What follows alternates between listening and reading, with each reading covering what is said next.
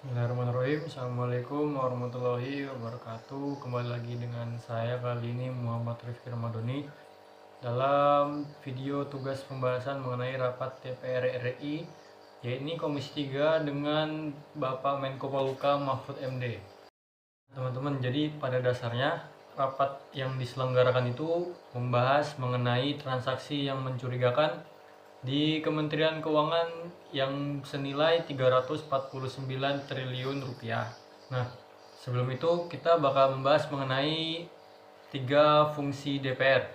Yakni DPR sebagai lembaga legislatif memiliki 3 fungsi utama dalam berjalannya roda demokrasi di Indonesia, yakni pengawasan, legislasi, dan penganggaran, sehingga mekanisme check and balance dapat berjalan optimal layaknya negara-negara demokratis. Jadi, mekanisme check and balance ini merupakan mandat yang diberikan oleh rakyat kepada DPR dan digunakan secara maksimal untuk mengawasi jalannya pemerintahan.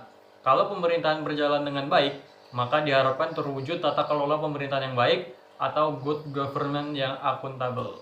Di dalam rangka untuk mewujudkan tata kelola pemerintahan yang baik, maka pemerintahan itu harus bebas dari yang namanya korupsi, kolusi, dan nepotisme. Karena itu, agenda pemberantasan korupsi menjadi salah satu poin yang penting yang dikedepankan agar terwujud tata kelola pemerintahan yang baik dan akuntabel.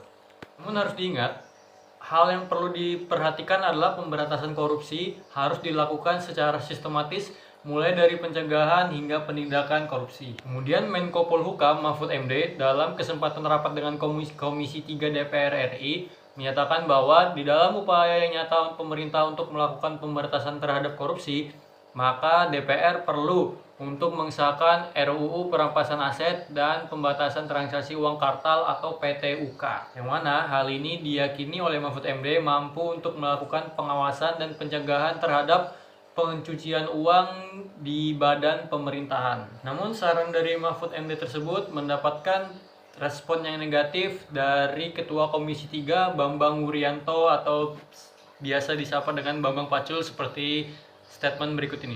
Pak Mahfud tanya pada kita, tolong dong undang-undang perampasan aset dijalanin.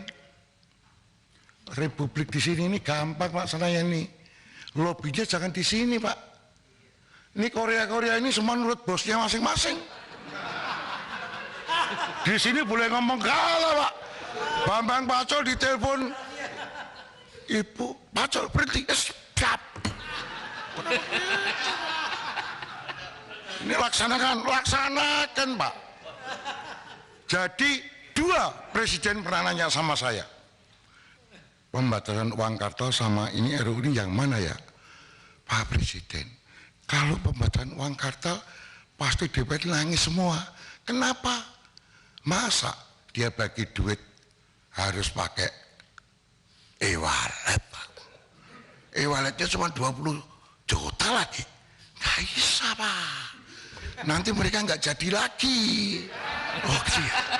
Loh, saya terang-terangan ini. Gitu loh. Mungkin perampasan aset bisa, tapi harus bicara dengan para ketum partai dulu. Kalau di sini nggak bisa. Teori saya. Jadi permintaan jenengan langsung saya jawab. Bambang Pacul siap kalau diperintah. Mana perintah berani, Pak? Sama toh? Ayo. Nah, dari video tadi Bambang Pacul mengatakan bahwa untuk mengesahkan RUU perampasan aset, maka pemerintah perlu untuk melobi para ketum partai atau ketua umum partai, yang mana para anggota legislatif ini tunduk dan patuh terhadap partainya. Hal ini tentu menjadi sebuah kontroversial, yang mana seorang kepala Komisi 3 DPR RI mengatakan hal tersebut seakan-akan peranan seorang ketua umum partai lebih besar dibandingkan dengan para legislatif yang ada di pemerintahan saat ini.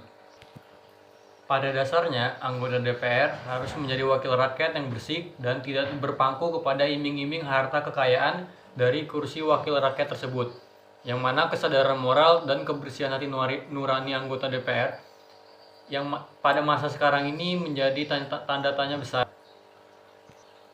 Apakah mereka memperjuangkan kursi wakil rakyat tersebut hanya untuk kepentingan pribadi dan golongan mereka saja, ataukah murni untuk mensejahterakan rakyat Indonesia? Mengingat bahwa tidak semua anggota DPR memiliki pola pikir yang seperti itu. Namun, pada kondisi saat ini, pernyataan Bambang Pacul tersebut dianggap masyarakat menjadi sebuah jawaban di balik pertanyaan tersebut. Lantas bagaimanakah seharusnya pemerintah melangkah selanjutnya? Yang pertama, pemerintah yang dalam konteks ini Komisi 3 DPR perlu untuk melakukan evaluasi kembali mengenai pengesahan RUU perampasan aset dan PTUK tersebut. Hal ini dinilai perlu dilaksanakan karena sebagai wujud nyata pemerintah Indonesia untuk memerangi korupsi tanpa harus meminta izin terlebih dahulu. Karena sudah semestinya saat seseorang ditunjuk untuk menjadi sebagian besar dari eksekutif atau legislatif atau yudikatif, intinya menjadi anggota dewan, maka orang tersebut harus tunduk dan patuh di dalam melaksanakan tugas dan fungsi serta wewenangnya yang telah diberikan, tanpa intervensi dari pihak manapun termasuk dari partai yang mengusungnya. Kemudian yang terakhir, Komisi 3 DPR RI perlu untuk melakukan kolaborasi lebih lanjut dengan Menko Polhukam dan Kementerian Keuangan di dalam menyelesaikan problematika mengenai transaksi mencurigakan senilai 349 triliun yang mana terdapat potensi tindak pidana pencucian uang atau tindak pidana korupsi. Sekian dari saya, kurang dan lebih mohon maaf. Assalamualaikum warahmatullahi wabarakatuh.